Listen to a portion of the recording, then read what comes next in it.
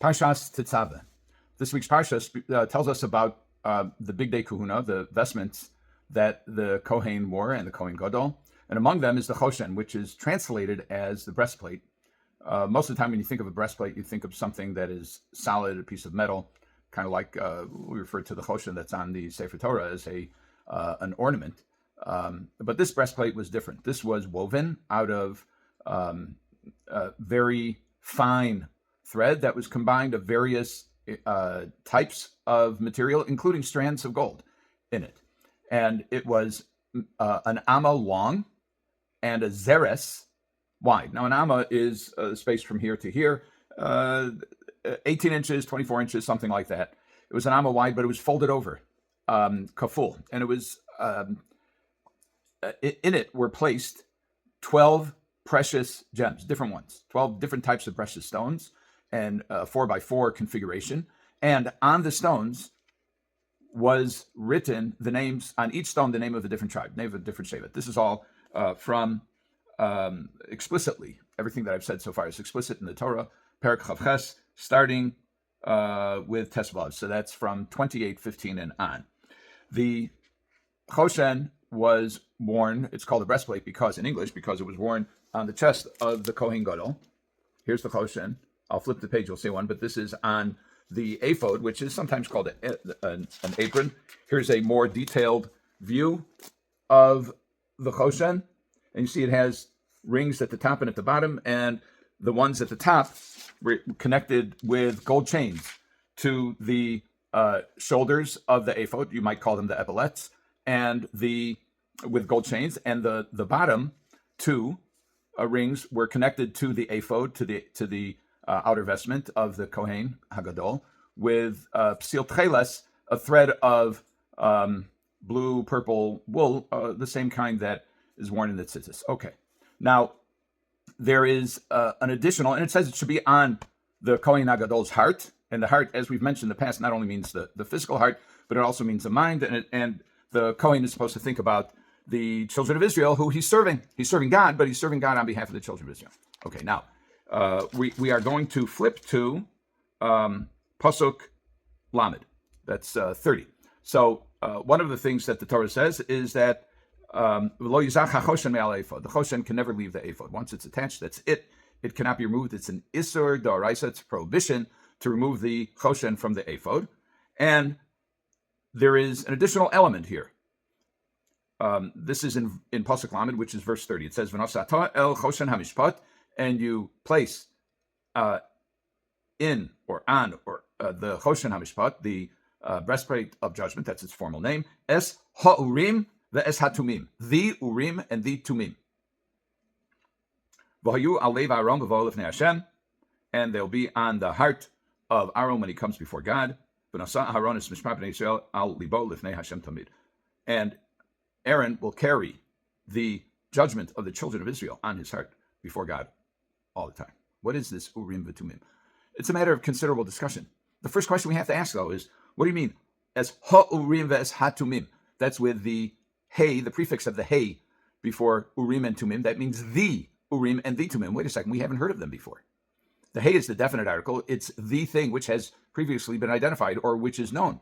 But it hasn't been identified. As a matter of fact, the Torah describes the construction, the manufacture of each of the kalim and each of the begadim, each of the vessels, each of the vestments that goes on the Kohen, but it has not previously described how, it doesn't anywhere describe how the Urim and Tumim are made, or even whether they are made. So this is curious. Why is it referred to as the Urim and Tumim? The next question, which you will not get from the Chumash, but you will get from this emblem, this is the official emblem of Yale University. Lux et Veritas, Latin for light and truth. Yale. And over here, Urim, Tumim. What is going on? Now, I can't speak for Yale University. I've done a little bit of research, and it seems that there's a lot of speculation about why those words are on the emblem. And they have to do, it could be that they are, not everybody agrees. Not all the Meforshe Yale, not all the commentaries about Yale's emblem agree on this. But they would, the most reasonable to me argument is that the Latin is an attempt at a translation of Urim and Tumim. Lux et veritas, light and truth. Well, Urim, or lights. Tumim, maybe it relates to MS, Memsaf, Tumim, Efshar, maybe. The Chazal have a lot to say about this. Let's look at Rashi. Rashi says, Es Urim v'Tumim, hu ksav shem ha-miforosh. It is a writing of the holy name of God. It's called the Shem HaMeforosh, the explicit name. It's a name that we don't have by tradition. I mean, there may be somebody in the world who has it, but according to my learning, nobody knows the Shem HaMeforosh. Could be that there are some people who are Ba'alei Sod who do, but our understanding is when we say the name of God, we are not saying the explicit name. It was said out loud by the Kohen Hagadol in the Beis HaMikdash during the Avodah, during the service on Yom Kippurim. But here, Rashi says that it contained the Shem HaMeforosh. He says, Shahayon nosno besoch kiflei hachoshen excuse me one second. Kiflei hachoshen. It was placed in the pocket of the choshen. We mentioned that the choshen was an amma long, but it was folded over so that it made something of a pocket, and it ended up being a perfect square. She'al yado hu me'ir devarav u'mitamem es devarav, that it enlightens the word and it completes the word. Now, what does that mean? So the Gemara in Yoma and Chazal elsewhere talk about how this was a connection, a direct connection between us and God. And people, usually leaders of the Jewish people, would come and inquire about certain things, and they would get an answer. Now, what things would they inquire about? Well, they couldn't inquire about a legal dispute.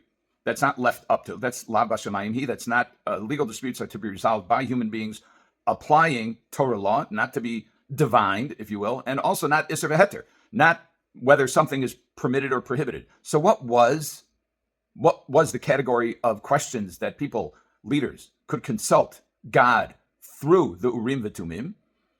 Something along the lines of, should we go to war?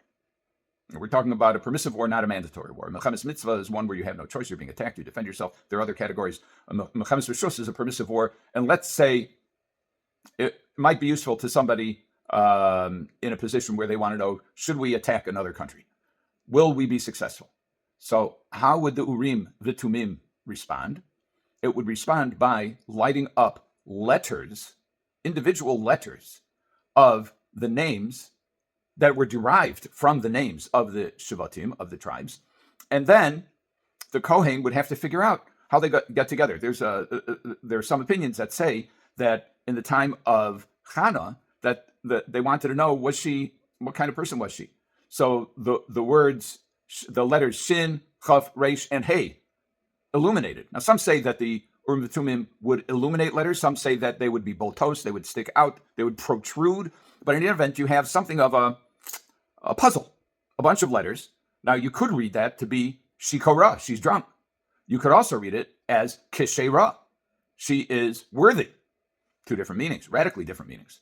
Well, according to the Ramban, and there's some dispute about whether this was something that was man-made or whether it pre-existed. The Ramban answers the question. He actually asked this question about where do you come off saying the Urim and the Tumim if you haven't introduced them before? And he says because they pre-existed and they weren't something that were made for the Mishkan. They were pre-existing.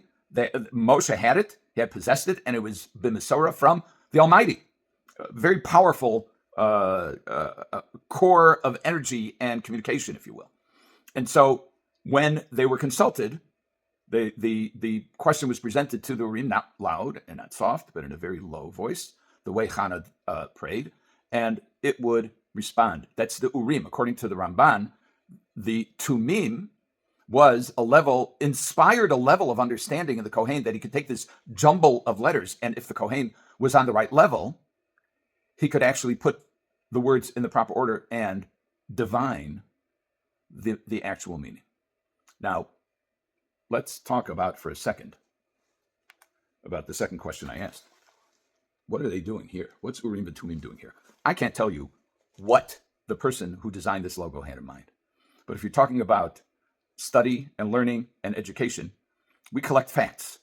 The Medrash in Eicha says, if someone says, Chochma Bagoyim, the nations of the world, not Jewish, have wisdom, have knowledge, believe them.